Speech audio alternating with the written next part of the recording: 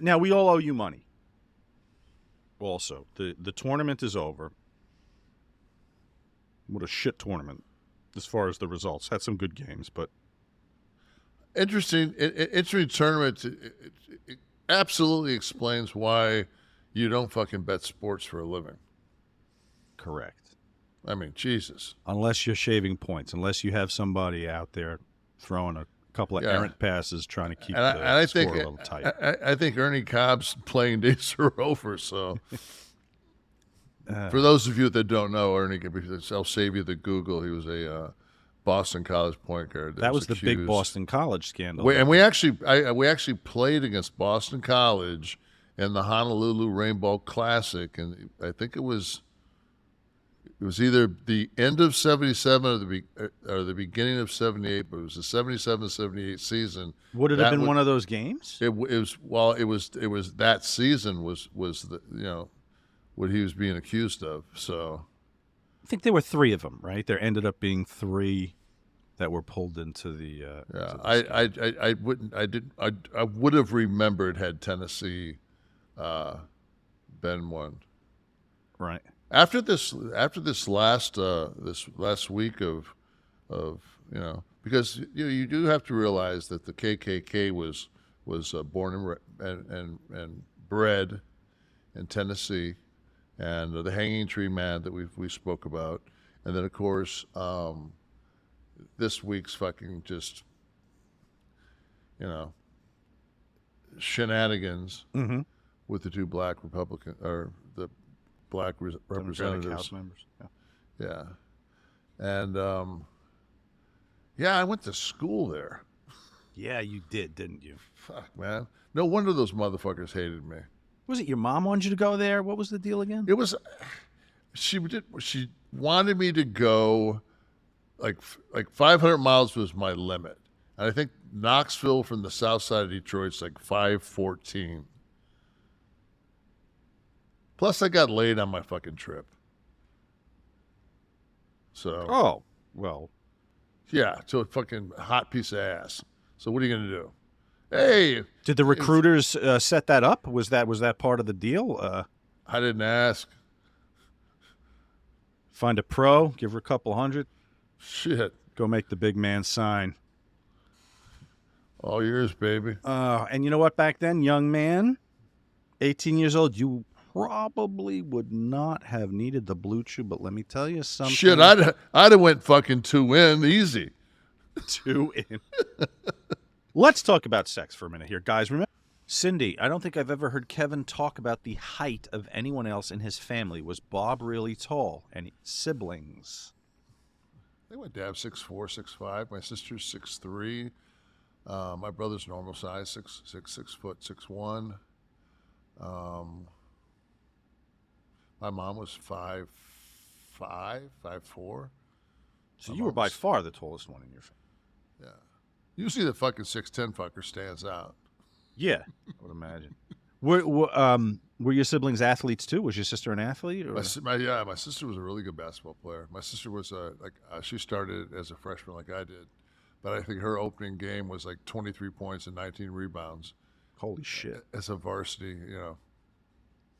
On a women's team, 6'3" for a women's team. That's good. Was she especially a center also? Especially that era, yeah. Mark Capps. She had a nice. She was the opposite of me. She had a nice touch. She could shoot it. What were you just? What was your strength? Rebounding or just posting? I just think playing tough. Just being the guy out there that's fucking running into fucking people and making them aware of the fact that you're in a competitive contest. You're not fucking dancing. How are you from the stripe? Are you like Chris Dudley, Shaq, 60% area there? Or high school, fucking 70s. Okay. Fucking Europe 70s. College, like 49.8. Right. Don't know what the fuck. Granted, fucking I was lifting weights like a motherfucker through college, but that changes your stroke, though. I'm sure it does, but at the same time, fucking as many as. We had a guy on our team, he does the color now, Burt Bertelkamp. He just actually had his birthday the other day, and one of the guys, Johnny Darden, was our point guard and our captain, and then DeVoe came in and fucked with him on his senior year and brought him in off the bench. But when I was a freshman, we were out in Scottsdale, Arizona. We were staying at the Desert Shadows or something like that. I think it was a Marriott. It was a resort. And we were all out. The whole team was out by the fucking pool. And we were just getting some sun and shit. And we looked at the bottom of the fucking deep end, and Johnny was laying face down. And the deep end's like 16 feet in this pool. And we're like, fucking man, look at this, look at JD fucking showing off. And then it gets to the point where it's like 20 seconds, and it's like, fuck that. So there's a guy from Baxley, Georgia, a black dude named James Merriweather. Fucking dude was built like fucking Tarzan. And great athlete. And he fucking went down. And I went down with him, but I fucking, I'm a horrible swimmer. The fucking Mayweather grabbed him and fucking picked, in one motion, went down, grabbed him like a dolphin, and threw his ass over the fucking on the side of the pool. And there was a lady there, and she was a fucking nurse or something. And she pointed at me, she says, you, and she just basically told me what I needed to do. And I was pushing his gut and trying to get him to breathe, and all of a sudden he fucking threw up in my mouth, and she just said, keep going. All of a sudden fucking Johnny fucking coughs up this big fucking thing of water, and he's looking around, he's going, what happened? And we're like, you're cool, man, you're cool, you're all right. And Johnny couldn't play, of course, and we played San Francisco, who was undefeated the year before going into the tournament, like 33-0. But the only person they lost was Cartwright.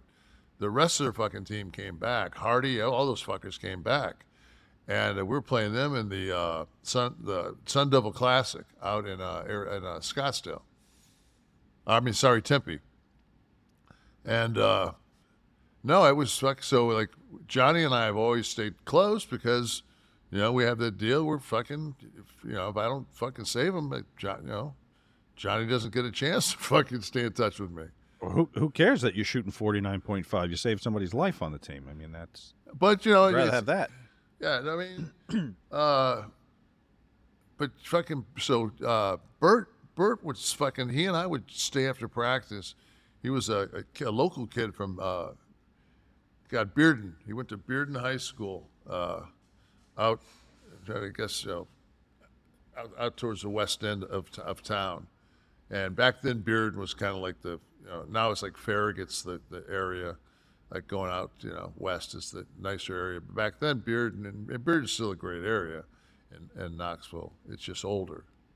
And, but Bert was a hell of a shooter, and Bert would shoot, and I would rebound for him, and then he would rebound from me, and I would just shoot, baseline jump shots, like 12, 16-foot jump shots, shoot from the elbows, and then we would shoot, take turns shooting fucking free throws, and we do 10s, And some nights I'd fucking be horrible, some nights I would just fucking, but it wasn't like I didn't put time in. It wasn't like I didn't fucking know that it was a fucking incredible weakness, and a lot of times got me pulled out of games. When you're in a fucking bonus and it's a close game. Oh yeah, they're gonna foul you. Yeah, they're gonna foul you, and then even if you hit, thank God there wasn't the 3-point shot back then. Oh right. So now everything's a bucket. So if you're getting fouled and you're hitting one, you're coming back down the other end. They're getting two. They're making up a point. Fucking with that 3 points, they're making up a bucket. So your ass has got to sit the fuck down. Right. So, I mean, I probably could have averaged 9 points a game and probably 9 rebounds with more fucking playing time and the ability to just fucking stroke it. Because I think one year I averaged almost 6 points a game, shooting 40% from the line. And it wasn't like I was an option. Everything I got was garbage and foul shots. So, Gotcha.